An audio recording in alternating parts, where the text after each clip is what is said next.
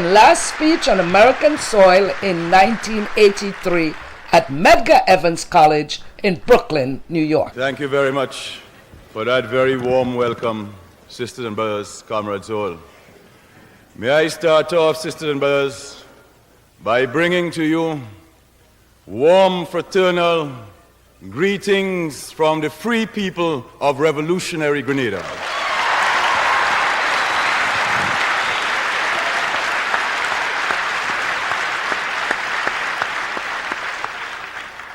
And may I also, right at this very beginning, say how very, very pleasant it is to be back in New York among you, to be in this great hall where there are so many hundreds of our sisters and brothers. That is going to bring a great deal of pleasure to our free people, and I will certainly report your warmth, your enthusiasm, and your revolutionary support for our process when I return.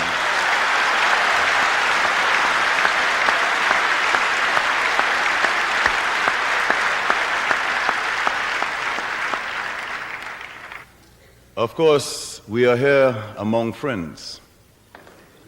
But looking around, there are two people here who are right now representing their country at the United Nations, people who are involved in liberation struggles, people who are struggling for their national liberation, for justice, for freedom for their countries, freedom for their peoples. It is very important right at the beginning, sisters and brothers, that we acknowledge the presence of Dr. Terzi, the representative to the United Nations of the People's Liberation Organization, the PLO.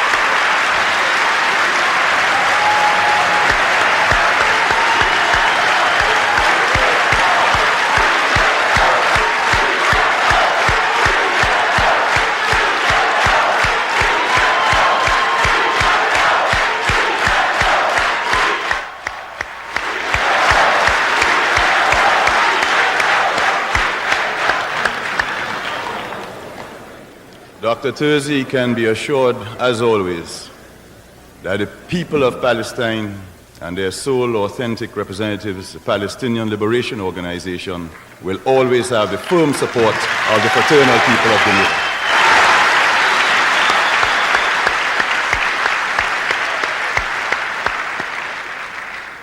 The South African racists who have spent so much time inventing all sorts of ingenious ways of oppressing the people of South Africa, the black majority, who have spent so much time in ensuring that those people are not able to reclaim their true patrimony.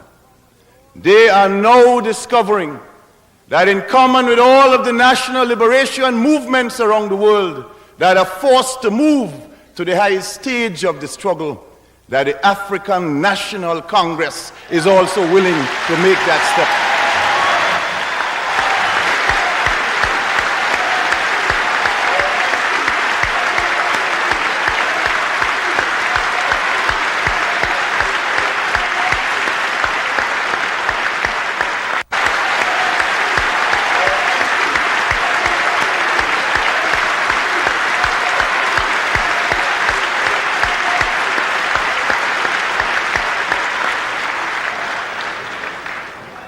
In saluting the Deputy Permanent Representative of the ANC to the United Nations, let us ask him to bring back to his people, to bring back to his organization, to bring back to Oliver Tambo, to bring back to Nelson Mandela, whose spirit is here with us.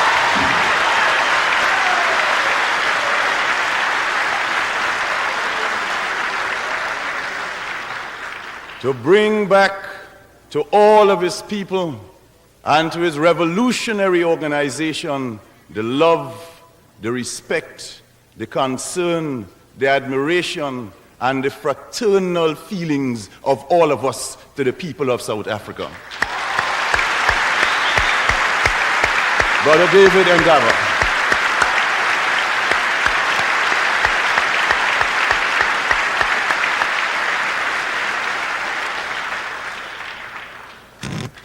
The last time I had the opportunity, sisters and brothers, comrades, of being in New York and addressing our Grenadian nationals, other people from the Caribbean and Latin America, and of course the people of the United States in New York, was 4 years ago, as our ambassador to the United Nations has said. Since those 4 years have passed, a lot has happened in our country. A lot has happened in the world.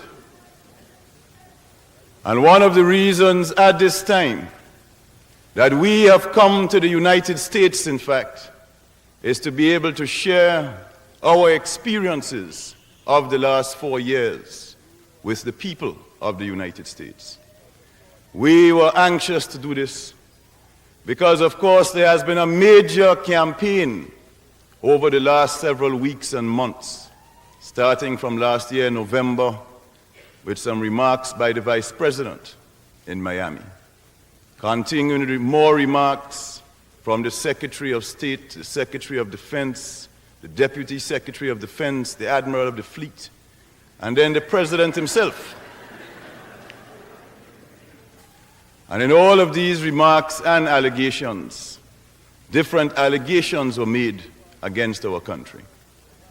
And therefore, we were particularly happy, comrades, to have had the opportunity of an invitation from Trans-Africa, the organization based in Washington that has been doing a lot of lobbying for Africa and the Caribbean.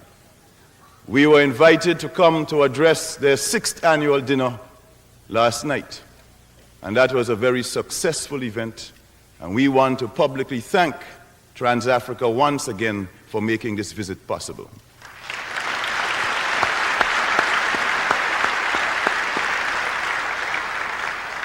The Congressional Black Caucus, too, was involved as co-sponsors of this visit, and we also want to place our appreciation on the record. Of course, we set ourselves other objectives once the visit was definitely confirmed. And these objectives included the very important objective of trying to see what we could do to deepen and strengthen the people-to-people relations which have always existed between our two countries, Grenada and the United States. At the level of the people, there has never been any problem. At the level of the people, we have always had excellent relations with the people of the United States.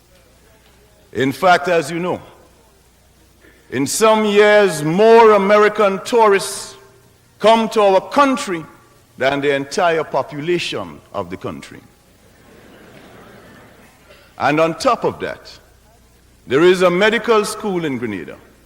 And at this medical school, over 700 young Americans are earning their right to become doctors, are getting a career in free Grenada.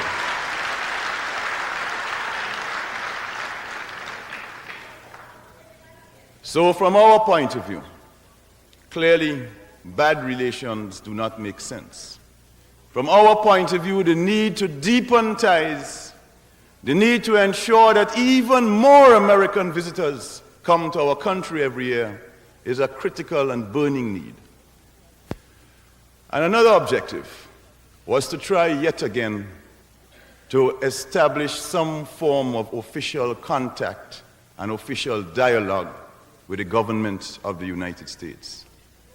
We, of course, cannot decide which government is going to be in power in the United States at any given moment in time. That is a matter for the people of the United States. And whoever happens to be in power at the particular time, we believe it is extremely important for us to maintain normal relations so that we are able to conduct proper dialogue in a civilized fashion.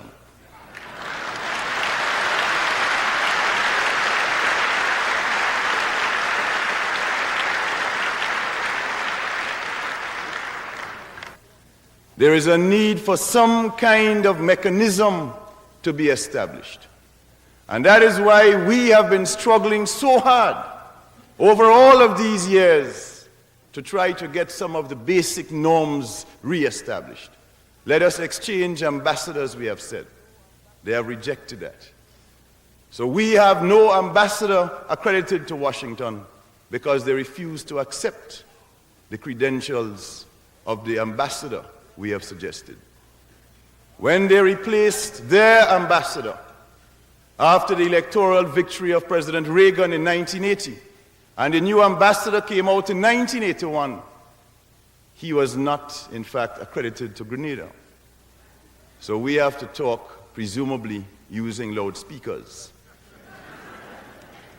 And even when we write letters, like I did, for example, in 1981 on 2 occasions to President Reagan, in March and again in August. First letter, short letter, making the simple, obvious point.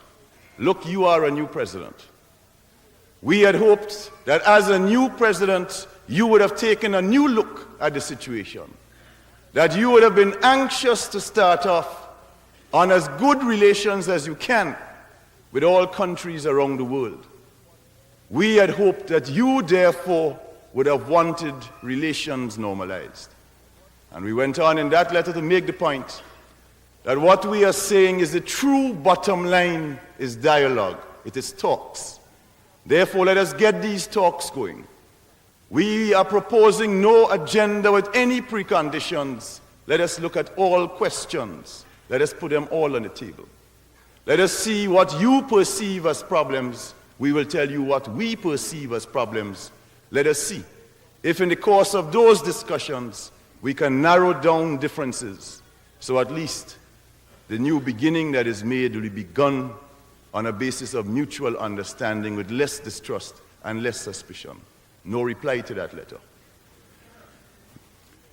So the fact is, sisters and brothers, we have had this long, long history of trying to see in what ways relations could be normalized, of working very hard at trying to get some form of dialogue going, and we have had very little success in this regard. But I really want to say tonight that we do believe it is important for us to continue that struggle. And therefore, notwithstanding the difficulties in the way, we deem it very advisable for us to continue to press for a full normalization of relations. But of course, as we press for normalization, we are also going to continue to build our revolution. We are also going to continue to consolidate our process.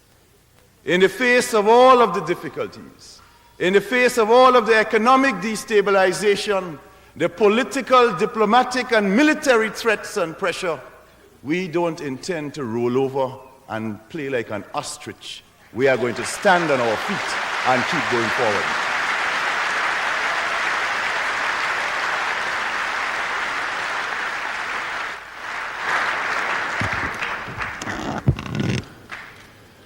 And as you know, sisters and brothers, in these times, it is becoming more and more difficult for developing third world countries to go forward.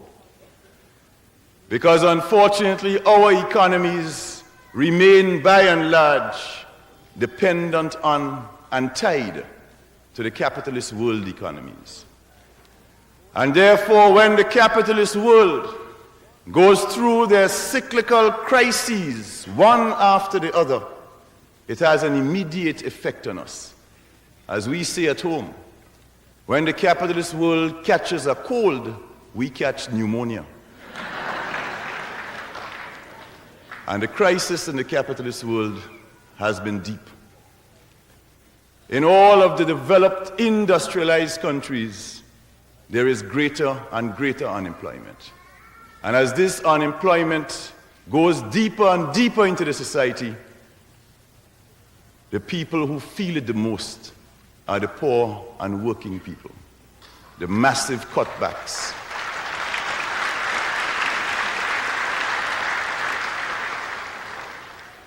the massive cuts in social welfare, the cuts are not coming in the arms race.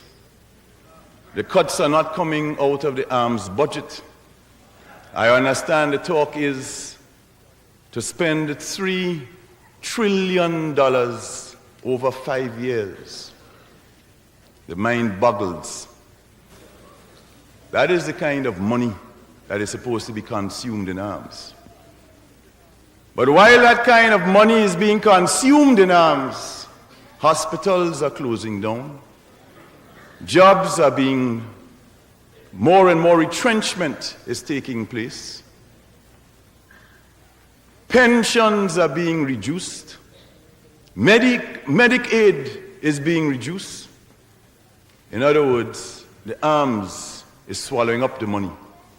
The people are not benefiting. But the effect this has had on us in turn, countries of the developing world, has been to also create a crisis in the developing world. In the developing world as a whole, it is now estimated that our debts exceed $650 billion. That is how much money we owe collectively.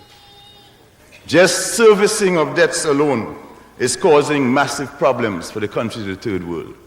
Last year, $131 billion was spent on the countries of the third world in just servicing their debt, just paying the interest, not 1 cent back on the capital. And that took $131 billion.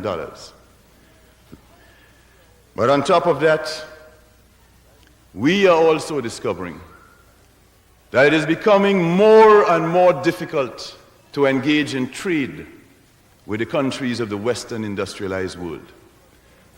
But even as they make it more difficult for us to trade with them, the whole question of aid, which at one time used to be regarded as a kind of duty that the developed capitalist world, the developed industrialized world had, if duty it was, that duty has virtually disappeared.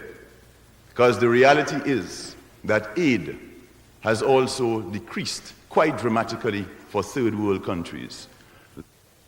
But not satisfied with all of that, what they have now done after cutting off aid, cutting off trade, cutting off investment, making it virtually impossible to get money through the international financial institutions, now they are forcing more and more third world countries to go directly to the international capital market, to the big commercial banks, to get loans.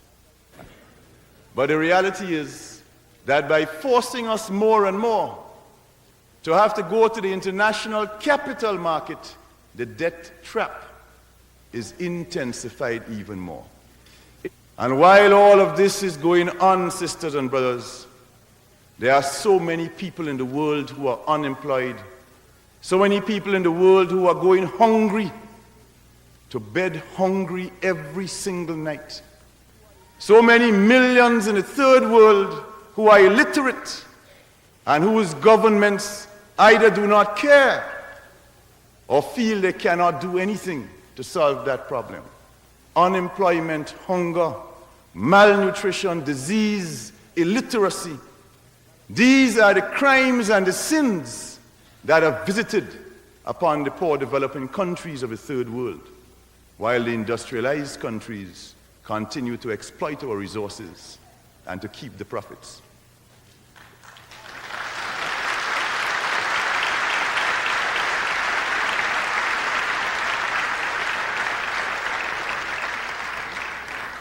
But yet, sisters and brothers, in the face of all of that, the Grenada Revolution has nonetheless continued to go forward and to make progress.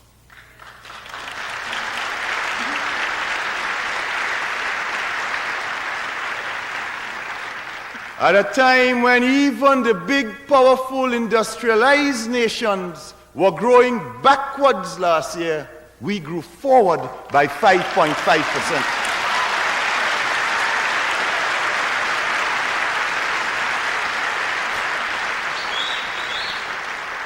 the revolution in Grenada, starting from a base from Gary of 49% unemployment, coming from that base, when we did a census last year, April 1982, the unemployment rate had dropped from 49% to down to 14.2%.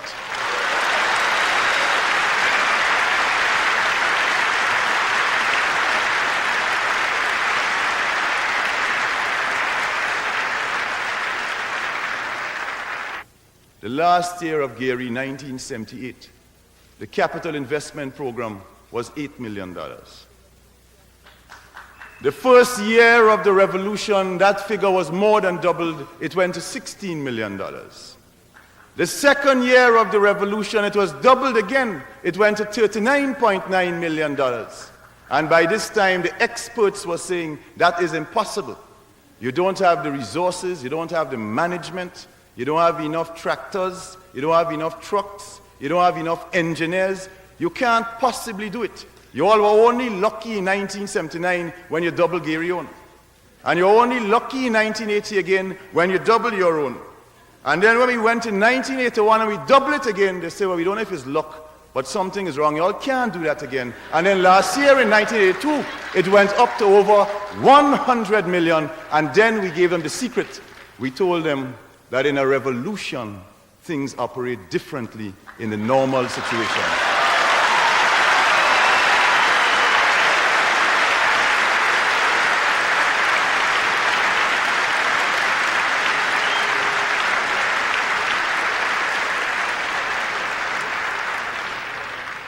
We have been able to make these accomplishments because in Grenada, consistent with our three pillars of the revolution, where the first pillar of the revolution is our people, who are always at the center and heart and focus of all of our activities, we are able to mobilize and organize the people to cut out waste, to cut out corruption, to stamp on inefficiency, to move to planning, to look out for production, to check on productivity, to make sure that state enterprises are not set up to be subsidized, but that state enterprises too must become viable, must make a profit, and therefore the state sector will then have the surplus to bring the benefits.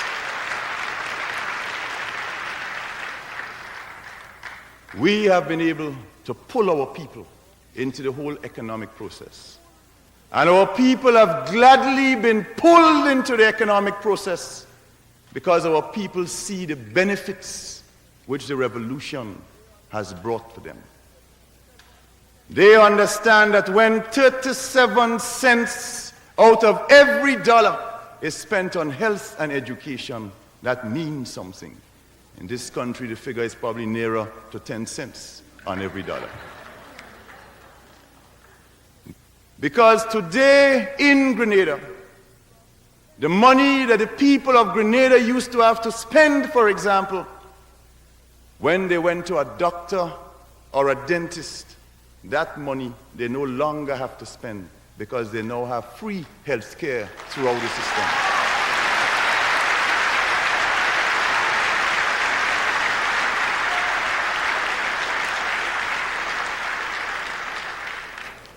Our people understand the value and the benefit of free secondary education because they know now that once their children are able to pass the common entrance exam and get into secondary school, they no longer have to worry about finding those fees, which, as you know, for agricultural workers, for example, were very often impossible. But not just free secondary education, but in effect free university education.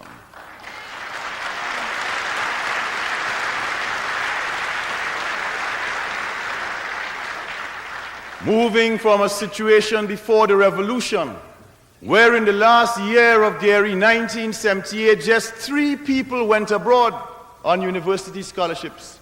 And they happened to be Gary's daughter and one of his other minister's daughter.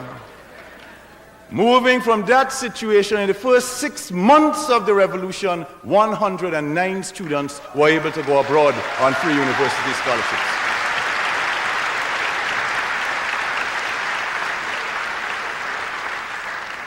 Our people are more and more getting to understand what we mean when we say that education to us is liberation.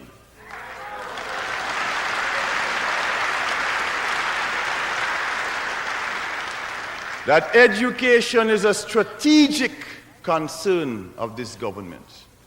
That is why this year, 1982, is the year we have named the year of political and academic education, because we understand the importance of bringing education to our people. Following the establishment of the Center for Popular Education program in early 1980, within 1 year of the work of the CPE program, the illiteracy figure in Grenada was reduced to 2% of the entire population.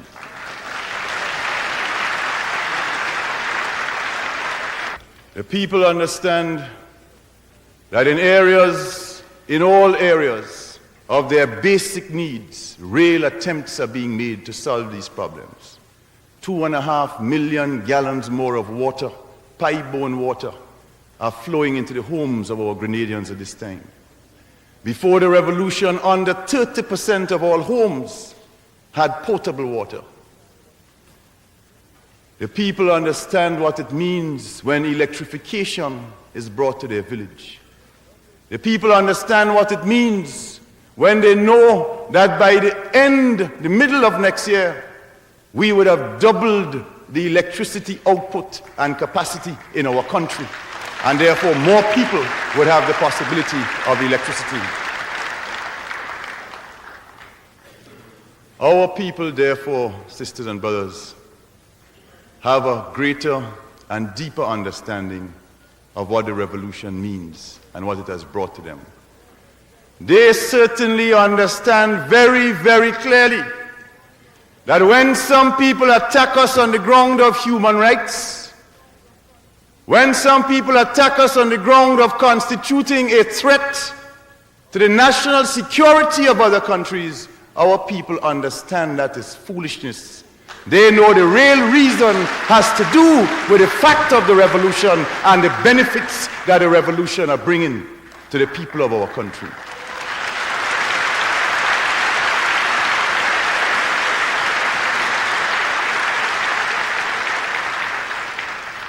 The real reason for all of this hostility is because some perceive that what is happening in Grenada can lay a new socio-economic and political path of development.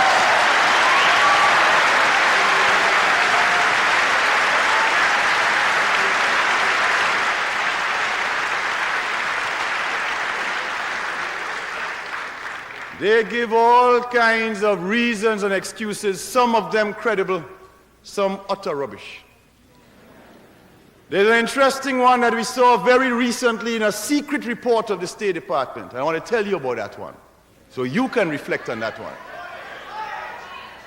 That secret report made this point, that Grenada is different to Cuba and Nicaragua, and the Grenada Revolution is in one sense even worse, I'm using their language, than the Cuban and Nicaraguan revolutions, because the people of Grenada and the leadership of Grenada speaks English and therefore can communicate directly to the people of the United States.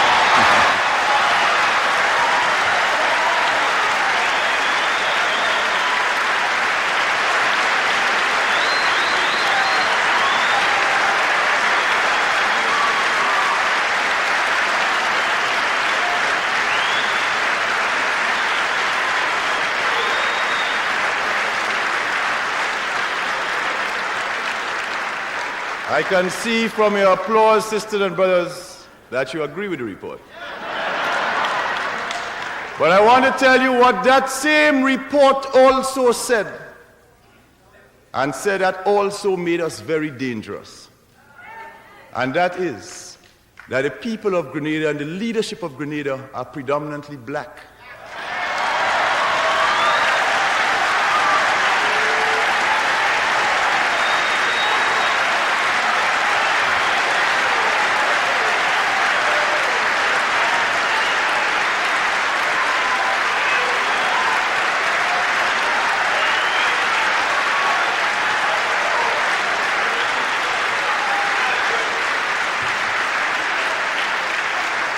They said that 95% of our population is black, and they had a correct statistic.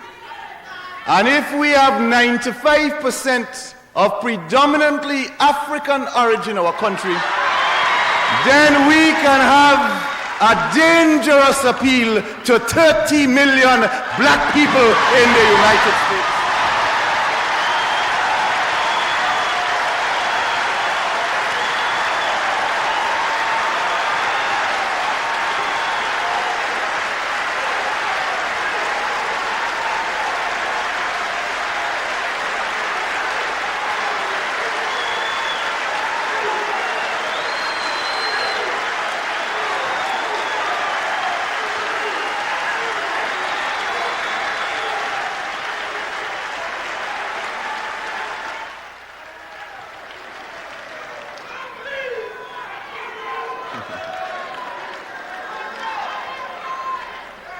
Now, that aspect of the report clearly is one of the most sensible ones. But, sisters and brothers, how do we evaluate other sides of the report? Like when they say that Grenada violates human rights. When they say to us, how come you have detainees? What about the press? What about elections? When they say to us, where are your elections? They don't turn around at the same time and say to their friends in South Africa, where are your elections?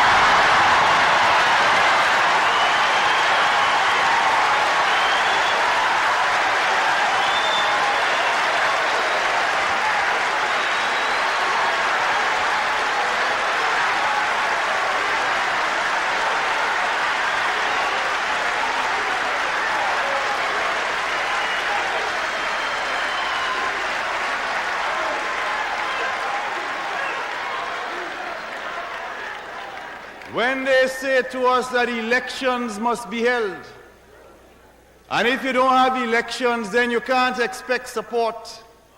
And unless you have elections, then we can't give you the normal treatment. We say, Salvador Allende of Chile.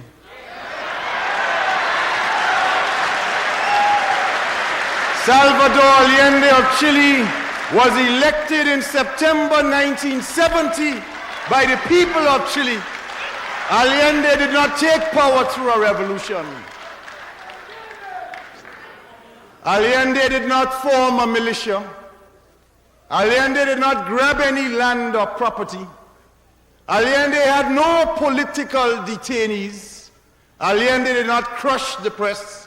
He did not close down the parliament. He did not suspend the Constitution. He played by every rule they wrote, but they killed him still.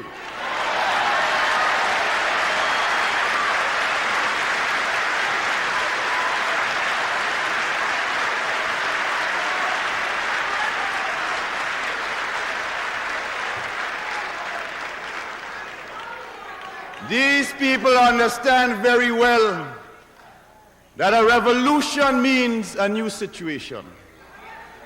Revolution means that the abuses and excesses of the violent, reactionary, and disruptive minority has to be crushed so that the majority interests can prevail.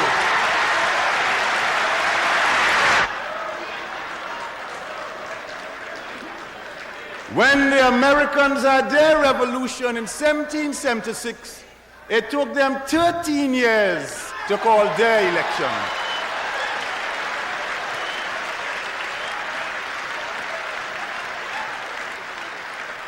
They talk about detainees, but when the American Revolution came in 1776, 600,000 people were detained in this country. 100,000 Americans in the first week of the American Revolution. 100,000 fled to Canada. Thousands were locked up without charge or trial. Hundreds were shot. And the counter-revolutionaries after the American Revolution they had no right to vote. They had no right to teach. They had no right to preach. They had no right to a job. Their land was confiscated without payment. So when the falsifiers of history try to pretend that the American Revolution was a Boston Tea Party, was a very bloody Tea Party.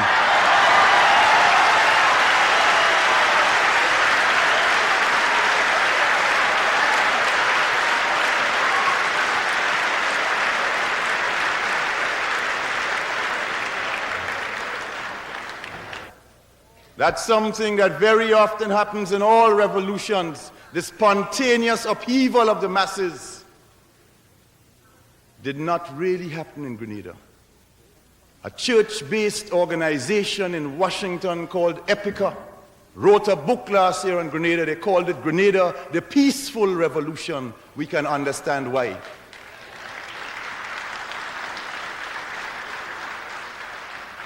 So when these elements come and make these statements, we understand only too well where they are coming from. They understand that in Grenada, no one is ever interfered with for what he says. No one is ever interfered with for what he writes. In fact, today, criticism is deeper than ever in the society in a constructive way. But our people also understand that the first law of the revolution is that a revolution must survive, must consolidate, so more benefits can come to them.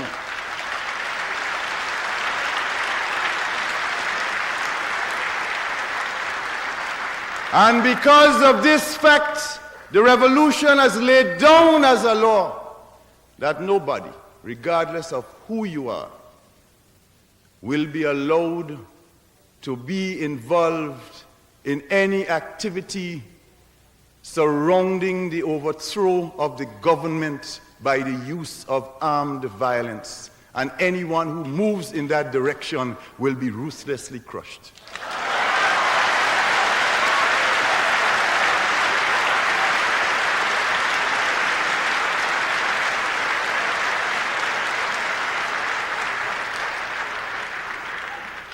But we also feel, sisters and brothers, that the time has in fact come for us to make another step along the way towards institutionalizing the process that we have been building for 4 years.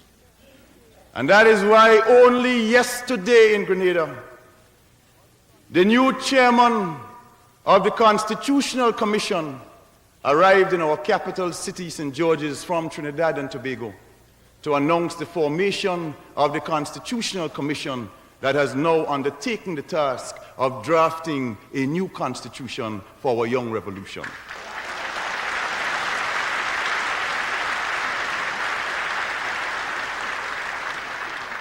This constitution is not really going to look like the one that the Queen gave us in 1974.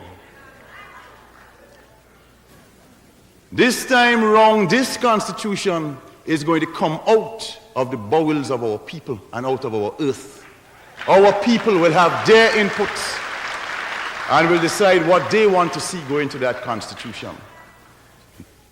Our new constitution also is certainly going to institutionalize and entrench the systems of popular democracy which we have been building over these past 4 years in our country.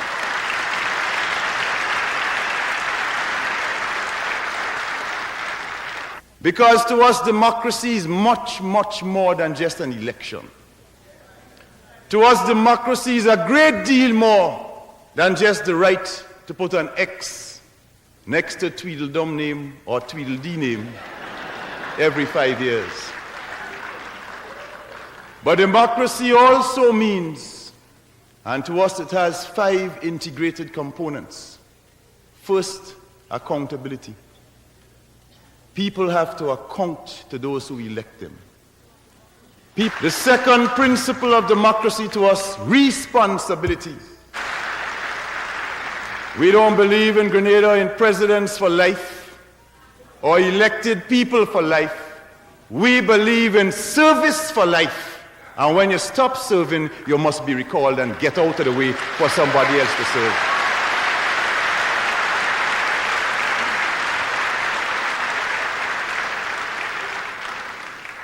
The third principle. To us, the third principle of democracy is participatory mechanisms, popular participation. If we are serious about democracy, and here I would accept the definition, the well-known definition of Abraham Lincoln. Lincoln said of democracy that it is government of, for, and by the people. I accept that. It's a good definition. But if it is government of, for, and by the people, then it cannot be just government of the people you elect. It also has to be for them, and it also has to be by them. They have to have a way of participating. That is what the word by means. And if that is absent, you don't really have the democracy. We believe that it is very important for the people to have a voice in running their affairs. The ways in which we have approached this question over these years is basically twofold. One, the creation of mass organizations of our people.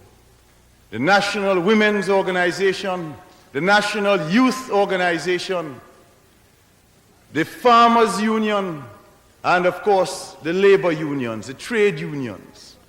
Not only were the women of our country without work before the revolution, the women of our country were also the most harassed and victimized of any section of our population.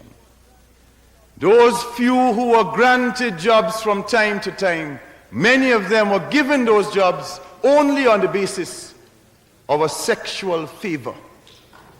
So women were being sexually exploited in return for jobs. The very first decree of the revolution was to outlaw sexual victimization and exploitation of our women in return for jobs.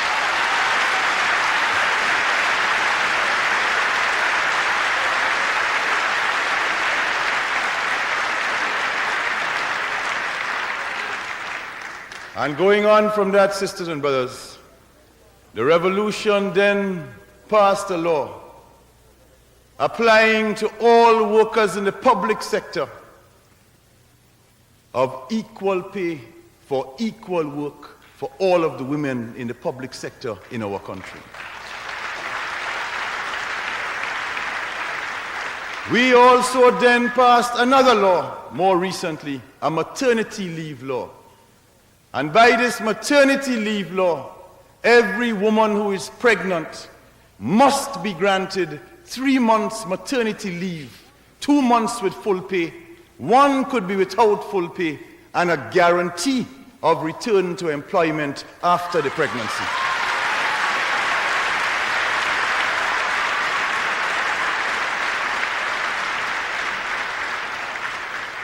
And it is because of these laws and because of the new environment in the country that so many women have begun to step forward, have begun to assert themselves, have begun to go out and find new jobs, have begun to get fully involved in production. And that is why, too, so many of them have joined their mass organization, so that today, at this point in time, 1 in every 3 adult woman over the age of 16 years is a member of the National Women's Organization.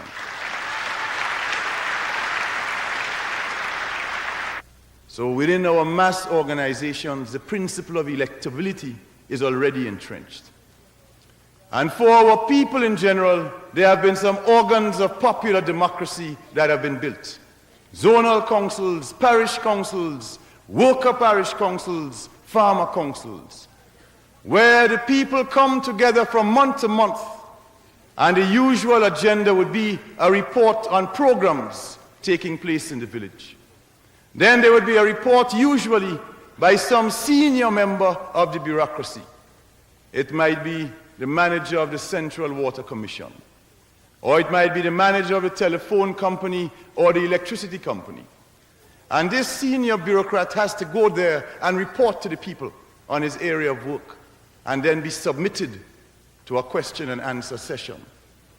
So this concept of democracy and our approach to human rights is one that has stressed the solving of these problems and the involvement of our people in a participatory way from day to day and week to week. They have also raised over and over again the question of our relations with Cuba as a second one of these red herrings they throw up. We say, first of all, that yes, we have warm, fraternal relations with the government and people of Cuba. That is true.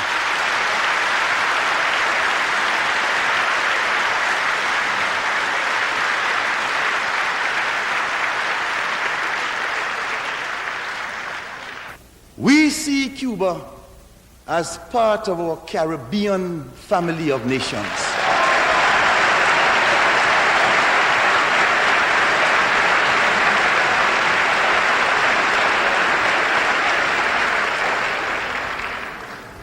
One of the greatest curses of colonialism was that they divided the region according to different metropolitan centers.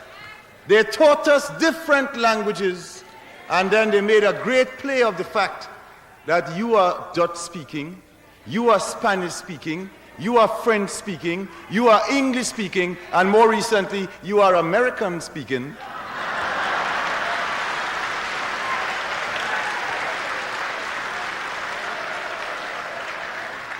And based on this linguistic nonsense, they taught us to hate each other. But the fact of the matter is that they come down, they tell us if you're speaking Dutch, you're the best. If it's English, you're the best. French is the best. Spanish is the best. American is the best. And all of us hating each other.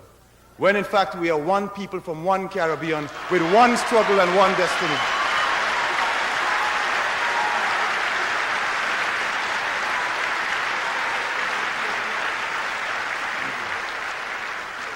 We see it, therefore, as one of our historic duties and responsibilities to pull down these artificial barriers of colonialism and to develop that oneness and that unity that we nearly lost.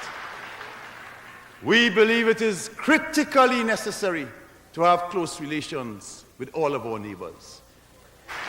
But there is also a third reason that we will always have relations, warm, fraternal, close relations with the people of the government of Cuba. And that is our admiration and our respect for the internationalism and the achievements of the Cuban people.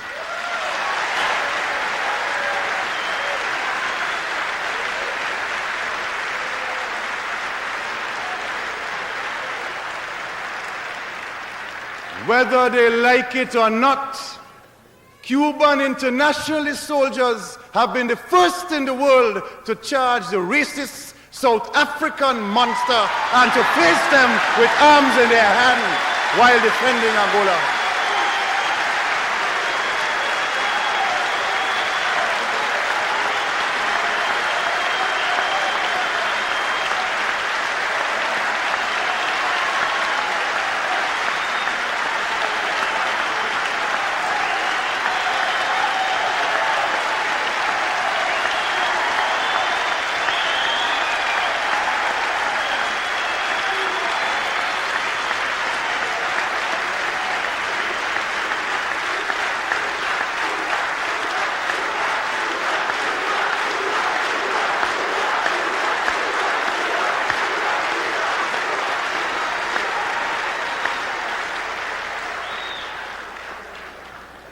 If there were no Cuban internationalist troops in Angola, how long ago would a South African apartheid monster have overrun Angola with the assistance of several Western powers?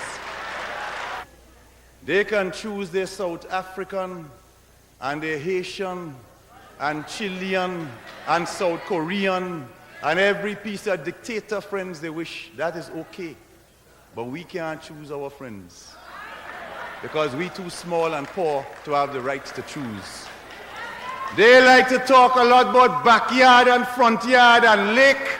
Grenada ain't nobody backyard and in part of nobody lake.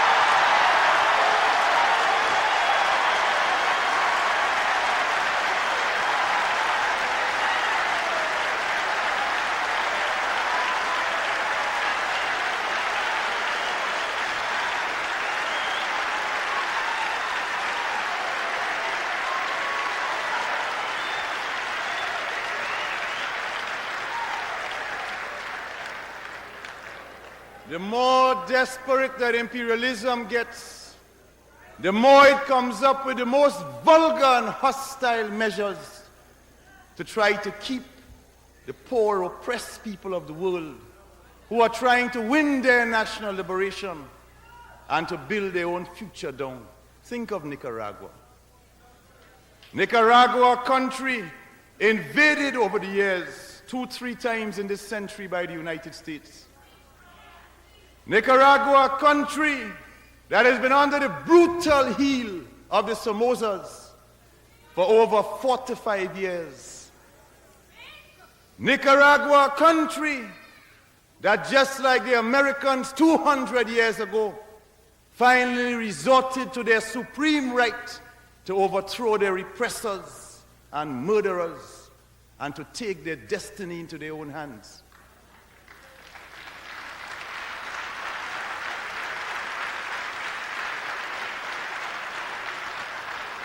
And when the people of Nicaragua, when the sons and daughters of Sandino assumed their liberation, when they won in July of '79, what was the crime that they committed thereafter? Their crime was to be bold and mannish and fresh enough to say that their resources belong to them, to say that they want to build their country in their own way, to say that they want to choose their own friends, to say that they are going to build their country after their own image and likeness and not after the image and likeness of somebody else.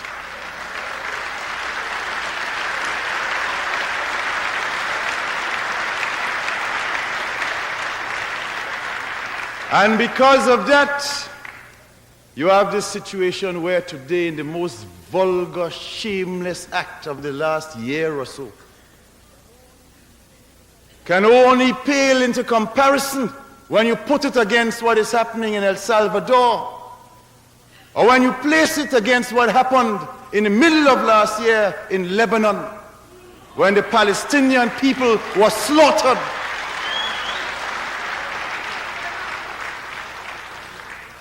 The most vulgar, shameless act of open CIA activity in their country.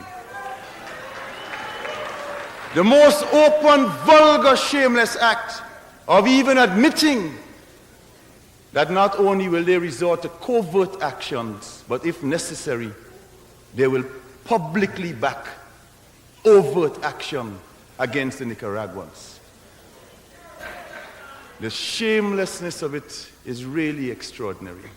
And perhaps the only good thing that has come out of this recent episode, sisters and brothers, is the fact that for the first time in a long time, the people of Latin America themselves have tried to find a solution to the problem. That has been the historic meaning of the get-together of Venezuela, Colombia, Mexico, and Panama on Contadora to launch the Contadora Initiative. Because what this Contadora Initiative is all about is really extremely important for us. It says, first of all, that we, the people of Latin America and the Caribbean, will try to solve our problems ourselves.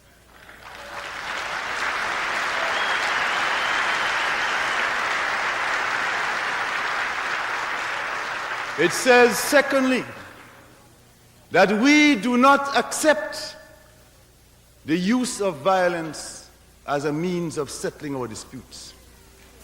And it says, fourthly, that we are not prepared to accept that any country in our region, far less any country outside our region, has the right to interfere in the internal affairs of another country.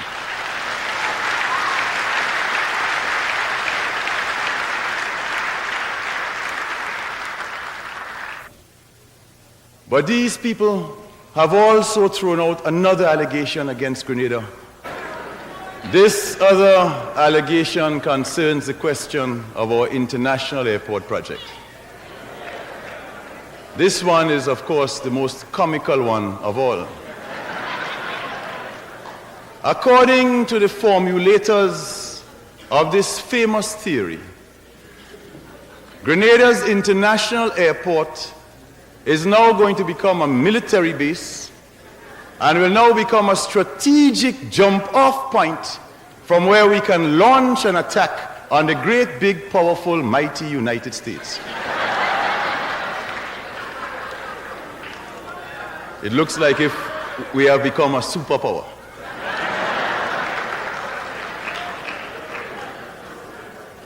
But the reality of the airport, of course, is well known to all those who make those statements. This airport is an ancient dream of the people of our country.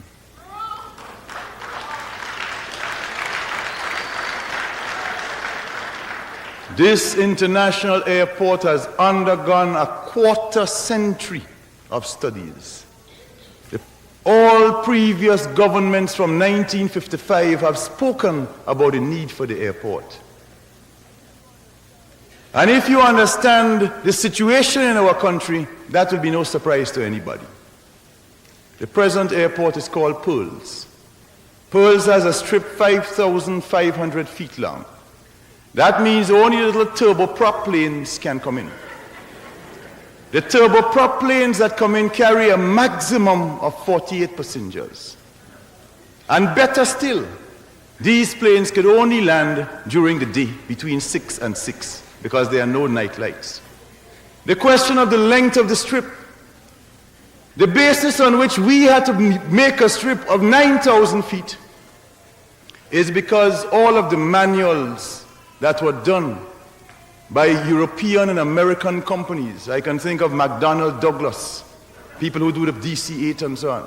I can think of the Boeings. They have produced manuals saying what length of strip is required if their planes are to land. So unless we born big and stupid, you can't expect us to put down a strip that planes that can carry people, normal jet planes, won't be able to use. So the fact of the matter is the 9,000 feet was dictated by the necessity for that. This international project, as we see it, is the gateway to our future. As we see it, it is what alone can give us the potential for economic takeoff.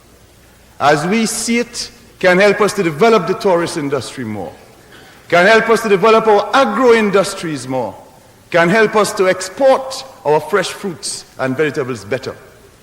That is why we have made an exception this year. Usually every year at the end of December, we announce what the next year will be called. You know, a year of education and production or whatever it is. But last month, 6.5 months ahead of schedule, we announced to our people what the name of next year will be, so they can start from now to mobilize, including mobilizing overseas around the name, because 1984 next year will be called the year of the international airport.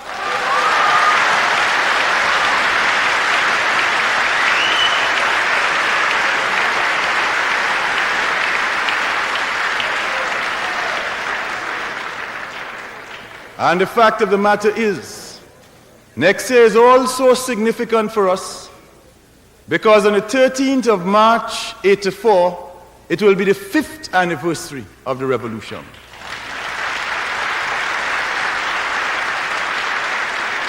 And therefore, what we want to do during the 5th festival on the 13th of March itself is to open our international airport on that day. Long live the people of Free Grenada. Long live the workers, farmers, youth, and women of Free Grenada. Long live the people of the United States. Long live Grenada-US relations and friendship. Long live the people of Cuba and Nicaragua. Long live the people of Angola and Mozambique. Long live the people of Palestine.